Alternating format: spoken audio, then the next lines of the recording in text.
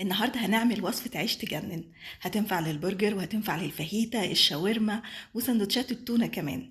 هنشوف مع بعض ايه هو القوام المظبوط للعجينة عشان تطلع معانا العيش او الخبز ده يطلع معانا زي القطن. اهم حاجة تتابعوا الفيديو كويس وتاخدوا بالكم من كل الخطوات. عشان نعمل الخبز ده هنحتاج كوباية من اللبن الدافي، وهنضيف عليها معلقتين كبار من السكر، وكمان معلقة كبيرة من الخميرة الفورية اللي هي 10 جرام. هنقلبهم كويس قوي مع بعض لغاية ما السكر ما يدوب والخميرة كمان تدوب شوية كده في اللبن. ممكن تسيبوهم 5 دقايق عشان تتأكدوا ان الخميرة كويسة واتفعلت كويس، لكن لو متأكدين من الخميرة اشتغلوا وكملوا بقية الخطوات عادي. هنضيف عليهم ربع كوباية زيت وكمان بيضة تكون بدرجة حرارة الغرفة. هنقلب المكونات كويس جدا مع بعض، وبعد كده هنضيف عليها الدقيق. بالنسبة للدقيق احنا هنبدأ ب3 كوبايات وربع، احنا ممكن نحتاج لغاية 3 كوبايات ونص، بس هنبدأ الأول ب3 وربع عشان أنواع الدقيق بتختلف وكمان عشان حجم البيضة بيختلف.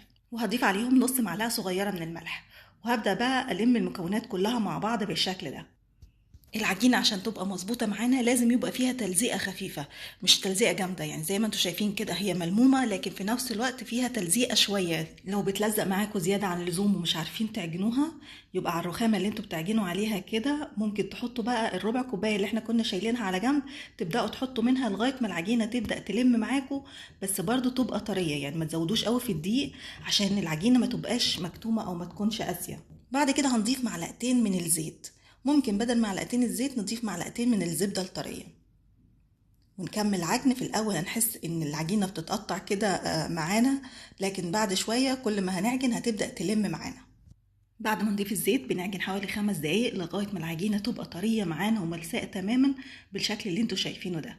مهم جدا العجينة تبقى طرية زي ما انتوا شايفين كده، ويبقى فيها سنة تلزيق خفيفة قوي. هندهن بقى الطبق بشوية زيت ونحط فيه العجينة، وندهن وش العجينة بزيت برضو، ونغطيها ونسيبها تخمر. تقريبا بتاخد ساعة لغاية ما حجمها ما بيتضاعف بالشكل ده.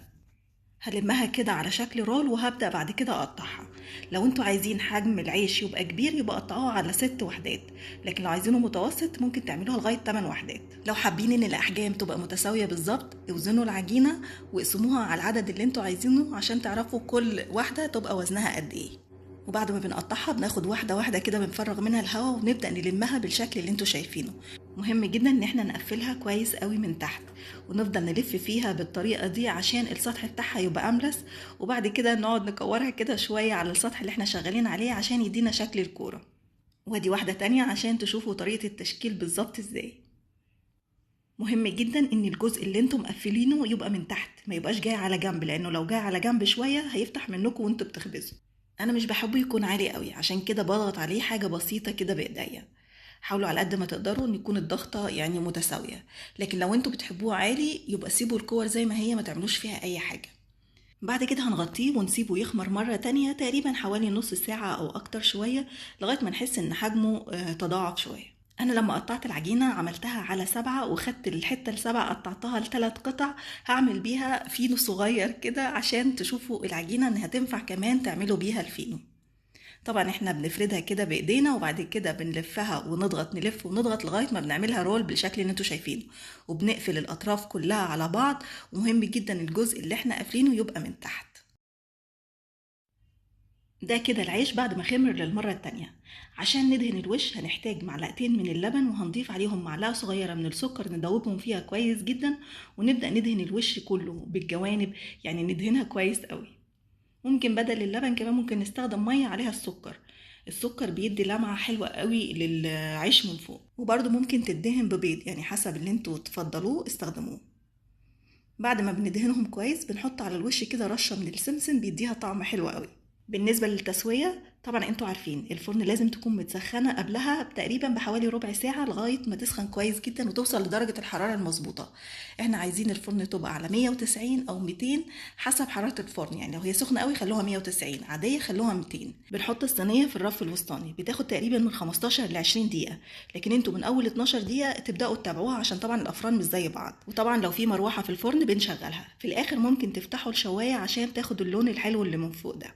واول ما بتخرج من الفرن على طول بندهنها بالزبدة. الزبدة بتديها طعم ونكهة فظيعة، ده غير طبعا ان هي بتديها لمعة حلوة قوي تفتح النفس. وبعد كده هنغطيها لمدة 10 دقايق تقريبا، ما نحاولش نكتر عشان ما تعرقش من تحت. في نقطة مهمة قوي، ان الصينية اللي هنخبز فيها نحط فيها ورق زبدة عشان ما تلزقش. لو ورق الزبدة مش متوفر يبقى ادهنوا الصينية بزيت، بس طبعا الافضل يكون ورق زبدة. شايفين بقى شكلها بعد ما بردت؟ بصوا بضغط عليها ترجع تاني لانها طرية جدا واسفنجية بجد فظيعة، وريحتها تجنن وطعمها احلى كمان. لما نيجي نفتحها يفضل ان احنا نستخدم السكينة المشرشرة عشان بتطلعها يعني شكلها مظبوط.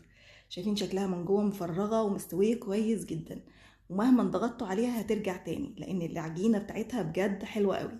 والسر في القوام ده ان العجينة نفسها كانت طرية وفيها سنة تلزيقة خفيفة. ده بقى شكل الفينو بعد ما استوى. شايفين شكله لذيذ جدا وحجمه حلو، الميني الحلو ده، وبجد طري بشكل غير طبيعي. طعمه مفيش احلى من كده، يعني مفيش فينو ممكن تشتروه من الفرن طعمه لذيذ بالشكل ده. عشان نحتفظ بيه طبعا بعد ما بيبرد تماما بنحطهم في اكياس ونشيلهم في الفريزر. يلا بقى جربوا الوصفة وابعتولي صور تطبيقاتكم، وبالهنا والشفا مقدما لكل اللي هيجربها، واشوفكم على خير الفيديو الجاي.